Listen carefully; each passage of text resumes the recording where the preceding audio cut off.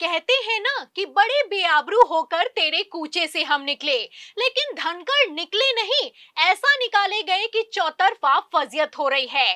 तो क्या ऐसे हालातों में धनखड़ बगावत कर देंगे?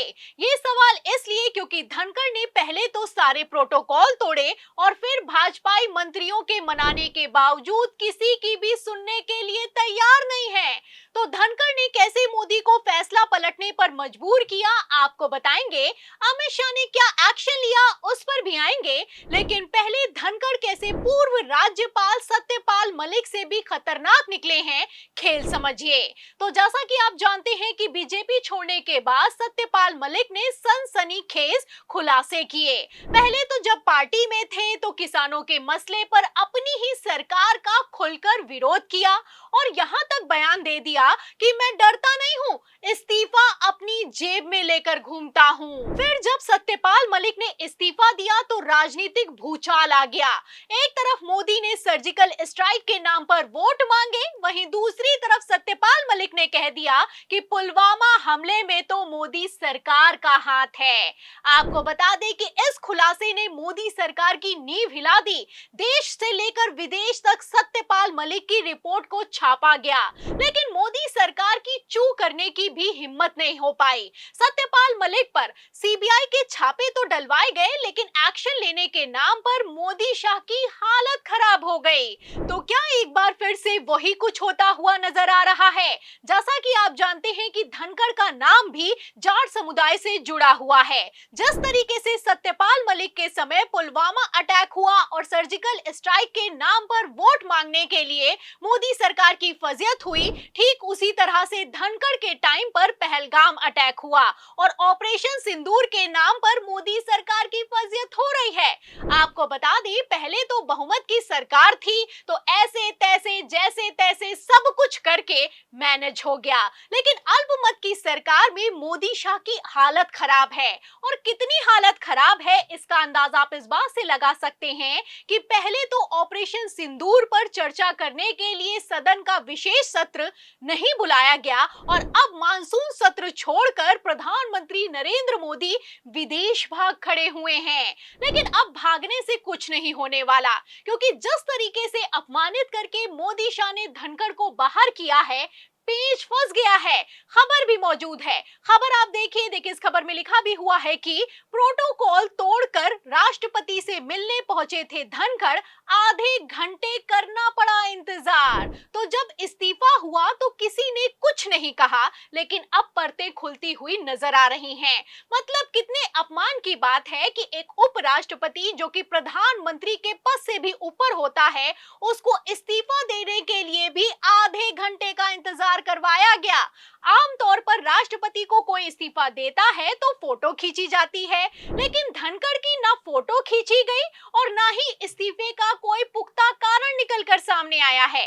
अरे उपराष्ट्रपति तो छोड़िए, राष्ट्रपति की मोदी काल में कितनी हालत खराब है, इसका अंदाजा आप इस बात से लगा सकते हैं कि धनखड़ ने पहले तो सारे प्रोटोकॉल तोड़कर रात 9 बजे इस्तीफा दे दिया, लेकिन फिर भी द्रौपदी मुर्मू की इस्तीफा को मना करने की हिम्मत नहीं हो पाई।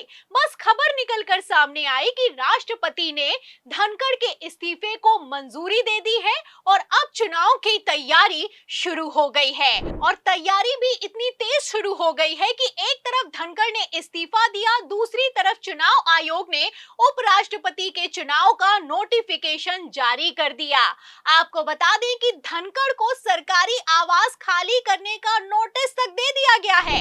और तो और हद तो तब पार हो गई है जब धनखड़ के ऑफिस तक को सील करने की खबर निकलकर सामने आ रही है। फिलहाल कई तरह की खबरें हैं और इन खबरों से आप अंदाजा लगा सकते हैं कि किस तरीके से धनखड़ को चौतरफा बेइज्जत किया गया है। आपको बता दें कि धनखड़ को यह पता था कि अगर जस्टिस वर्मा के खिलाफ महाभियोग प्रस्ताव एक्सेप्ट किया तो मोदी एक्शन लेंगे, लेकिन फिर भी धनखड़ ने पीछे हटना स्वीकार नहीं किया। और ये कोई हवाई बात नहीं है, खबर भी मौजूद है, खबर आप देख भी सकते हैं। जनसत्ता की खबर है और इस खबर में लिखा हुआ है कि इस्तीफे से पहले धनखड़ से की थी केंद्र के 2 मंत्रियों ने बात, पीएम मोदी की नाराजगी के बारे में बताया था, लेकिन तो धनखड़ को पता था लेकिन फिर भी धनखड़ नहीं माने। विपक्ष के लाए प्रस्ताव को एक तरफ धनखड़ ने एक्सेप्ट किया, दूसरी तरफ बीजेपी आला कमान ने उपराष्ट्रपति को चलता कर दिया। बेचारे धनखड़ दिन रात जब तक मोदी के आगे सिर झुकाते रहे तब तक तो सब कुछ ठीक था, लेकिन एक बार अड़ना भी भारी पड़ गया है और इतना भारी पड़ गया है कि बेचारे मुंह छुपाकर भाग खड़े हुए हैं। खबर है कि धनखड़ इस्तीफा देकर लौटे और पैकिंग शुरू कर दी, ना किसी से कोई बात की और ना ही कोई बयान दिया।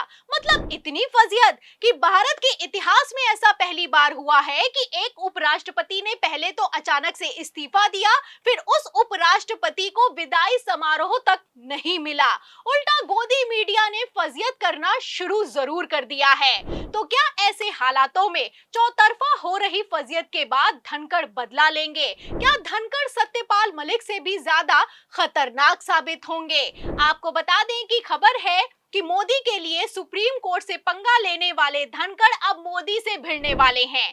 दैनिक भास्कर के पॉलिटिकल एडिटर और वरिष्ठ पत्रकार केपी मलिक ने खुलासा किया है कि विश्वसनीय सूत्रों से पता चला है कि हाल ही में अपने पद से इस्तीफा देने वाले पूर्व उपराष्ट्रपति जगदीप धनखड़ को लेकर सत्ता के गलियारों में खलबली मची हुई है। सूत्रों का दावा है कि धनखड़ किसी बड़े राजनीतिक या संवैधानिक रहस्य से पर्दा उठाने की तैयारी में है, जिससे केंद्र की मोदी सरकार की मुश्किलें बढ़ सकती हैं। इसी आशंका के चलते सरकार के एक बेहद शक्तिशाली केंद्रीय मंत्री ने उनसे संपर्क कर उन्हें फिलहाल शांत रखने का आग्रह किया है। ये घटनाक्रम इस ओर इशारा करता है कि शीर्ष नेतृत्व स्पष्ट रूप से असहज और घबराया हुआ है, कहीं धनखड़ सत्यपाल मलिक से भी बड़ा बवंडर ना कर दें। तो दैनिक भास्कर के वरिष्ठ पत्रकार का कहना है कि धनखड़ कोई बड़ा खुलासा करने की तैयारी में है, लेकिन फिलहाल उनको शक्तिशाली केंद्रीय मंत्री ने मैनेज कर दिया है।